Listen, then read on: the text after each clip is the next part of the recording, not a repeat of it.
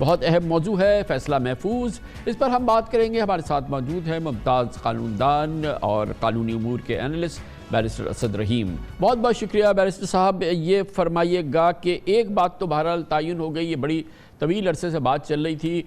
جو P D M حلقے تھے, خاص طور پہ نون لیگ کے حلقے تھے, سابق جو وزیر قانون تارڑ صاحب تھے, ان سب کی رائے یہ تھی کہ جو قانون سازی کی گئی الیکشن ایکٹ 2017 میں پی ڈی ایم کی پارلیمنٹ میں, قومی اسمبلی میں, اور اس کے بعد جناب نواز شریف کی نااہلی ختم ہو گئی ہے اور وہ اب اہل ہیں. لیکن یہ بات تو آج یہ سپریم کورٹ کے کیس نے, جس کا فیصلہ محفوظ ہے, اس بات کو تو یقینی بنا دیا کہ اس قانون سازی کے نتیجے میں تاحیات نااہلی کا معاملہ برقرار ہے, اور نواز شریف صاحب آج کی تاریخ تک الیکشن میں حصہ نہیں لے سکتے. وہ تاحیات ان کی نااہلی برقرار ہے. چہ جائے کہ اب اس کا کوئی فیصلہ ہے, جو کہ شاید جو فیصلہ آئے گا وہ ریٹن آن دا وال ہے کہ کیا فیصلہ آنے والا ہے. بہت شکریہ کامران خان صاحب, اور آپ بالکل درست فرما رہے ہیں. یاد رہے کہ سمیع اللہ بلوچ بمقابلہ نوشروانی کا جو فیصلہ تھا, اس میں یہی ایک واحد نقطہ واضح ہوا تھا کہ جب آرٹیکل 62(1)(f) کے تحت عدالت آپ کے خلاف ڈیکلیریشن دے تو آپ جو نااہل ہو جاتے ہیں وہ نااہلیت تاحیات ہوتی ہے. تو اس فیصلے کی روشنی میں الیکشن ایکٹ 2017 جو کہ ماتحت آئین کے ماتحت قانون سازی تھی, اس کے ذریعے یہ کہنا کہ کوئی بھی ایسا شخص جس کو آرٹیکل 62(1)(f) کے تحت نااہل کیا گیا ہے وہ اب نااہلی ختم ہو گئی ہے, وہ میرے حساب سے درست نہیں ہوگا جب تک عدالت عظمیٰ سمیع اللہ بلوچ والے فیصلے کو پوری طور پہ اوورٹرن نہیں کرتی. وہ فیصلہ محفوظ ہو گیا ہے اور اب اس سوال کا بھی جواب ہمیں مل جائے گا. تو اب جو موجودہ صورتحال ہم دیکھ رہے ہیں اس میں لگ یہ رہا ہے کہ شاید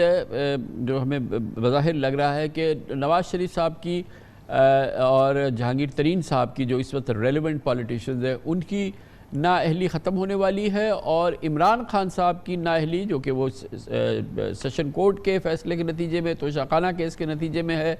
وہ بہرحال برقرار ہے. اور گو کہ وہ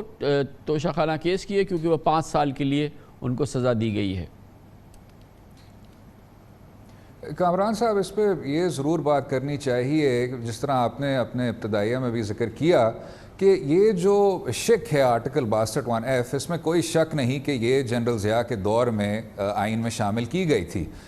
لیکن اس کے جو وہ والا قانون ہے وہ آج کا قانون نہیں ہے. جو 80 کی دہائی میں اوریجنل قانون تھا جنرل ضیاء کے دور کا, وہ یہ کہتا ہے کہ اگر آپ اہلیت چاہتے ہیں, آپ قومی اسمبلی کی رکنیت کی اہلیت چاہتے ہیں تو آپ کو صادق اور امین ہونا ہوگا. یاد رہے کہ 2010 میں 18ویں ترمیم کے ذریعے ہمارے منتخب نمائندوں نے, جن کا تعلق نواز لیگ سے تھا, پیپلز پارٹی سے تھا, عوامی نیشنل پارٹی سے تھا, انہوں نے سر جوڑ کے اس قانون کو باقاعدہ تبدیل کیا اور باقاعدہ عدلیہ کا کردار اس میں شامل کیا. تو اب جو نیا پروویژن تھا وہ اب یہ کہتا ہے کہ آپ صادق اور امین ہیں جب تک اس کے متضاد کوئی عدالت کی ڈیکلیریشن نہ ہو. اس کا کیا مطلب ہے کامران صاحب؟ وہ یہ ہے کہ ہمارے منتخب نمائندوں نے نہ صرف اس قانون کو مزید دانت دیے, اس کو با اختیار کیا, بلکہ عدلیہ کو یہ اختیار دیا, فراہم کیا کہ آپ ہمارے منتخب نمائندوں کو بتائیں کہ وہ صادق ہیں یا امین نہیں ہیں, اور بائی ایکسٹینشن قومی اسمبلی کی رکنیت ان کو حاصل ہو سکتی ہے کہ نہیں ہو سکتی. تو اس کا مطلب یہ ہے کہ جو 18ویں ترمیم تھی جو 2/3 اکثریت کے ذریعے آئی تھی, یہ ایک بہت بڑا سوالیہ نشان اٹھتا ہے کہ کیا آپ اس کو عام قانون سازی کے ذریعے ہٹا سکتے ہیں کہ نہیں ہٹا سکتے, اس چیز کو سامنے رکھتے ہوئے کہ وہاں پارلیمان کا ول سامنے آیا تھا, منتخب نمائندوں کا ول سامنے آیا تھا, اور انہوں نے یہ کانسٹیٹیوشنل سکیم آپ کو فراہم کیا تھا. جو یاد دہانی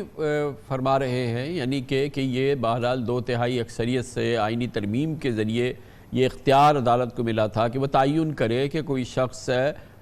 صادق اور امین ہے یا نہیں. تو یہ یاد دہانی اس 7 رکنی بینچ کے لیے بھی ہے جو سپریم کورٹ میں آج سماعت کر رہی ہے چیف جسٹس قاضی فائز عیسیٰ کی سربراہی میں, اور اس کا ذکر میں نے اتنا فالو نہیں کیا ہے کہ وہاں پر رہا یا نہیں رہا, اور کیا آپ یہ کہہ رہے ہیں کہ اب جو بھی فیصلہ آتا ہے اس کے اثرات اس جو آئینی ترمیم جو 18ویں ترمیم کے تحت جو پارلیمنٹ نے اٹھائے تھے اس پر بھی اس کے اثرات ہوں گے؟ خان صاحب کیونکہ یہ معاملہ سب جوڈس ہے تو کسی نتیجے کے حوالے سے بات نہیں کر سکتے، لیکن بحیثیت ایک بہت ادنا سا قانون کا طالب علم یہ ضرور امید کر سکتے ہیں کہ ایسے جو سوالات ہیں اس حتمی فیصلے میں ان کے جو جواب ہیں وہ بھی پڑھنے کو ملیں گے۔ سمیع اللہ بلوچ والا جو کیس تھا اس نے تو وہی جو آرٹیکل 62(1)(f) تھا وہ آپ کو پڑھ کے بتا دیا کہ جب تک آپ کے متعلق ایک کورٹ کی ڈیکلیریشن ہے جو کہ کہتی ہے کہ آپ صادق اور امین نہیں ہیں تب تک آپ نااہل رہیں گے۔ تو یہ قانون کافی حد تک سیٹل ہو چکا تھا۔ اب اگر 7 رکنی بینچ کے ذریعے آپ اس کو اوورٹرن کرنا چاہتے ہیں تو امید یہ کرتے ہیں اور سب امید کرتے ہیں، شہری امید کرتا ہے، قانون کا طالب علم امید کرتا ہے کہ اس سوال کا بھی جواب ملے کہ جب 18ویں ترمیم کے ذریعے 2/3 اکثریت کے ذریعے ہمارے منتخب نمائندوں نے کہا کہ کورٹ کے ڈیکلیریشن کے متعلق یہ نااہلی ہوتی ہے، کیا پی ڈی ایم ریجیم جو کہ ایک مائنورٹی گورنمنٹ تھی جس کے پاس پورے نمبر نہیں تھے، وہ الیکشن ایکٹ 2017 عام قانون سازی کے ذریعے ایک ایسی تبدیلی کر سکتی ہے جو کہ اس اوریجنل امینڈمنٹ سے کوئی اولین سطح پہ ہوتی ہے یا اس کو زیادہ پرائیورٹی ملنی چاہیے؟ اس جواب کے سب اس کا مطالبہ کر رہے ہیں۔ تو مگر بہرحال یہ معاملات جو ابھی پریزنٹ سچویشن ہے اس میں جہانگیر ترین، نواز شریف صاحب، لیکن جو عمران خان صاحب کی نااہلی ہے بری صاحب اس میں جو ہے وہ اس سے بالاتر ہے، مطلب وہ کہیں پہ بھی اثر انداز یہ تمام معاملات اس پہ نہیں ہوتے، اور بظاہر عمران خان صاحب جو ہیں وہ نااہل ہیں، وہ الیکشن میں حصہ نہیں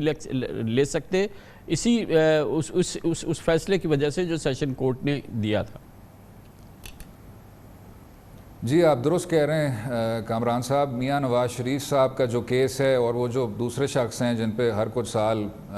چینی کے حوالے سے الزامات لگ جاتے ہیں، وہ آرٹیکل 62(1)(f) کے تحت نااہل کیے گئے ہیں۔ جی عمران خان صاحب پہ